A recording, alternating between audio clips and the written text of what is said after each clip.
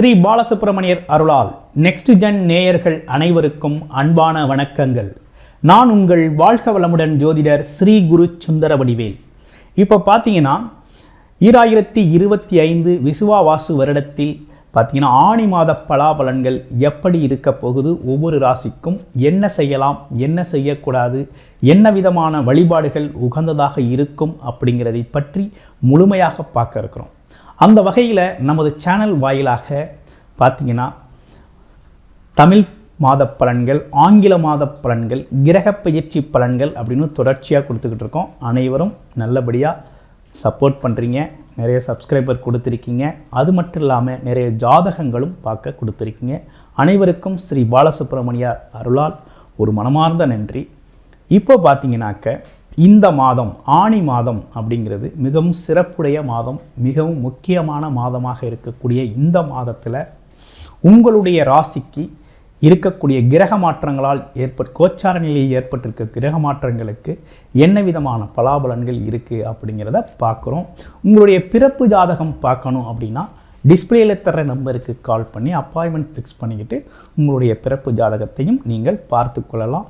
இப்போ உங்களுடைய ராசிக்கு எப்படி இருக்குது அப்படிங்கிறத முழுமையாக பார்ப்போம். மகரம் ராசி காலச்சக்கரத்தின் 10வது ராசியாக இருக்கக்கூடிய மகர ராசி அன்பர்கள் இந்த ஆணி மாதத்தை பொறுத்த வகையில் கிரக நிலைகள் எப்படி இருக்குது அப்படின்னு பார்த்தோம்னா, ராசிநாதன் சொல்லக்கூடியவர் 3ஆம் இடத்தில் அமர்வு, ஏழரைச்சனி பாதிப்பிலிருந்து முழுமையாக விடுதலை அப்படிங்கிறத நம்ம அடைஞ்சாச்சு. அடுத்து ராசிக்கு 2ஆம் இடத்தில் ராகு பகவான் இருக்கக்கூடிய ஒரு நல்ல அமைப்பு அப்படிங்கிறது உருவாகிருக்கு. அடுத்து 4ஆம் இடத்தில் சுக்கிரன், 6ஆம் இடத்தில் புதன், சூரியன், குரு அமர்வு பெற்றிருக்குது. 8இல் செவ்வாய், கேது. இவ்வளவுதான் உங்களுடைய அமைப்பு. அப்போ ரொம்ப கிரக அமர்வுகளே கொஞ்சம் நல்லா இருக்குது உங்களுக்கு. மகர ராசியை பொறுத்த வகையில் ரொம்ப கஷ்டப்பட்டாச்சுங்க. உங்களுடைய வாழ்க்கையே பார்த்தீங்கன்னா இந்த ஏழரைச்சனி காலத்தில் ரொம்ப சிரமம். அதுவும் இந்த தொழில் சார்ந்து இருந்தவங்களுக்கெல்லாம் தொழிலே நடக்கலை, தொழில் பெரிய நஷ்டமாயிடுச்சு. அதுலேயும் வண்டி வாகனம் சார்ந்த தொழில் செஞ்சவங்க ரொம்ப மோசம், ஏகப்பட்ட நஷ்டம். டிரான்ஸ்போர்ட் பிஸ்னஸில் இருந்தவங்களுக்குலாம் ரொம்ப நஷ்டமாயிடுச்சு.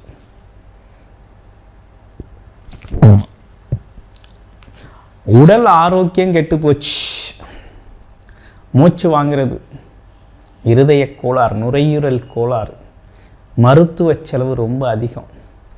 எப்போ பார்த்தாலும் மனம் ஒரு பக்கம் சோர்வு, உடல் ஒரு பக்கம் சோர்வு, மனம் தொழில் வேலை வருமானம் சார்ந்த விஷயத்துக்காக சோர்வடையுது, உடல் ஒரு பக்கம் ஒத்துழைக்கலை அப்படின்னு பல்வேறு விஷயங்களை சந்திச்சாச்சு மகர ராசி அன்பர்கள். மகர ராசி அன்பர்களை பொறுத்தவரை மென்டலி ஸ்ட்ரெஸ், ரொம்ப ஸ்ட்ரெஸ்ஃபுல்லான ஒரு லைஃப் வாழ்ந்தாச்சு. இப்போ அதுக்கெல்லாம் ஒரு நல்ல தீர்வு கிடச்சிருச்சு. ஏழரைச்சனி பாதிப்பிலிருந்து முழுமையான விடுதலையை அடைஞ்சாச்சு. இப்போ ராசிநாதன் 3ஆம் இடம் முயற்சி ஸ்தானத்தில் போய் அமர்ந்துட்டார். அடுத்து பாருங்கள் உங்களுக்கு தொழில் சார்ந்த விஷயம் எப்படி இருக்க போகுது அப்படின்னு பார்த்தோம் அப்படின்னா, 10க்குடைய சுக்கிரன் 4ல் தொழில் சார்ந்த முயற்சியில் தான் இப்போ இருக்கிறீங்க. நடப்பு முயற்சியில் தான் இருக்கிறீங்க இருக்குது. தொழில் இனிமேலுக்கு வேகமான வளர்ச்சி தரும். உங்களுக்கு சொந்த தொழிலும் வேகமான வளர்ச்சி தரும். அதே போல் வேலையில் இருக்கிறோம், சில பேர் வேலை அமைப்புகளில் இருக்கிறீங்க அப்படின்னா வேலையில் உயர்வான இடத்துக்கு போவீங்க. ஏன்னா இவ்வளவு தூரம் தாக்கு பிடிச்சதே பெரிய விஷயம். அதனால் ப்ரமோஷன் அப்படிங்கிறது கண்டிப்பாக உண்டு. சரி, நிறைய பேருக்கு வேலை போயிடுச்சேங்க, வேலை இல்லையேங்க, அவங்களுக்கெல்லாம் வேலை கிடைக்குமா அப்படின்னு கேட்குறீங்க. கண்டிப்பாக இப்போ இருக்க கிரகநிலை அமைப்புகளுக்கு கண்டிப்பாக வேலை கிடைக்கும். நிறைய பேருக்கு அரசு சார்ந்த துறைகளில் வேலை கிடைக்கக்கூடிய அமைப்பு இருக்குது. அரசு துறை சார்ந்து முயற்சி பண்ணுறவங்களுக்கும் ஆல்ரெடி எக்ஸாம் எழுதியிருக்கவங்களுக்கும் வேலை கிடைக்கக்கூடிய அமைப்பு அப்படிங்கிறது உருவாகிருக்குது. அது மட்டும் இல்லை, அதே போல் ஐடி துறைகளில் வேலை பார்க்குற வேலையில் இழப்பு செஞ்சவங்களுக்கெல்லாம் வேலை கிடைக்கக்கூடிய நல்ல காலகட்டம் உருவாகிருக்கு. கம்ப்யூட்டர் துறை சார்ந்து ஒர்க் பண்ணுறவங்க, கணினி துறை சார்ந்து கம்யூனிகேஷன் துறையில் ஒர்க் பண்ணுறவங்க, மீடியா துறையில் ஒர்க் பண்ணுறவங்க எல்லாருக்குமே வேலை அப்படிங்கிறது ரொம்ப நல்லா இருக்குது. வேலை கிடைக்கும். வேலை சார்ந்த அமைப்புகள் ரொம்ப நல்லா இருக்குது. குருவோட பார்வையில் வெளிநாடு போகணுங்கிற அமைப்பு அப்படிங்கிறது ஒரு சாராருக்கு நிறைய பேருக்கு இருக்குது. ஒரு சாராருக்கு இருக்குது. அவங்களாம் இந்த காலகட்டத்தை பயன்படுத்தி வெளிநாடு வெளியூர் போகலாம்.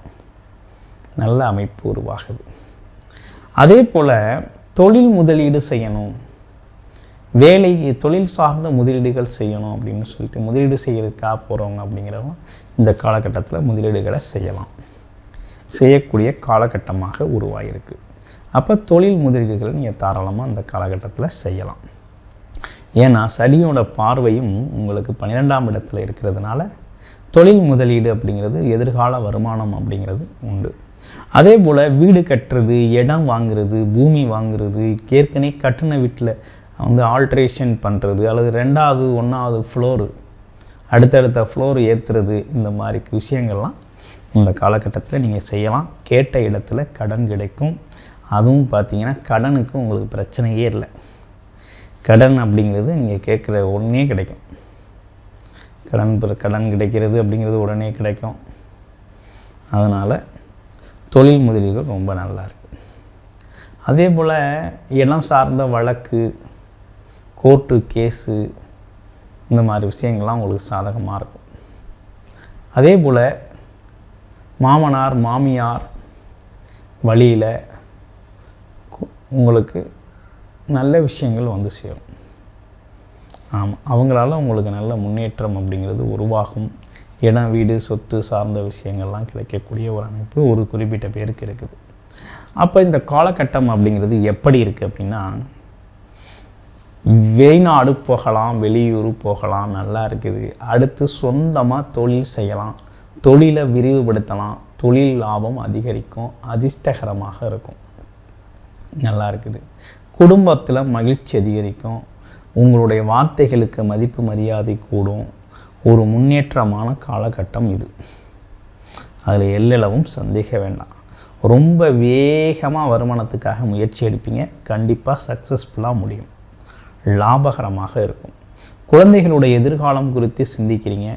குழந்தைகளுடைய எதிர்காலம் குறித்து சிந்திக்கிற மகர ராசி அன்பர்களுக்கெல்லாம் பார்த்திங்கன்னா, குழந்தைகள் பார்த்திங்கன்னா உங்களுக்கு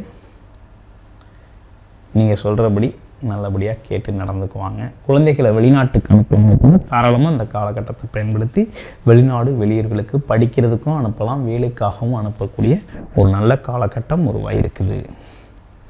உங்களுடைய பேச்சை நீ ரொம்ப நல்லா இருக்கும், கலகலன்னு பேசுவீங்க, பேச்சுக்கு மரியாதை ஏற்படும். அதே போல் பேச்சில் ஒரு சக்தி இருக்கும். அந்த பேச்சு அப்படிங்கிறது பிறரால் ஏற்றுக்கொள்ளும் வகையில் இருக்கும். ரொம்ப நல்லா இருக்குது. நல்ல அமைப்பு உருவாயிருக்கு. உங்கள் ராசியில் இருக்கக்கூடிய முதல் நட்சத்திரம்ங்கிறது உத்திராடம் நட்சத்திரம். அரசாங்க வேலைக்காக முயற்சி செய்கிறவங்க, அது மட்டும் இல்லாமல் கடன் வேணும் அப்படின்னா தொழில் கடன் சார்ந்த விஷயங்களுக்காக முயற்சி செய்கிறவங்க கிடைக்கும்.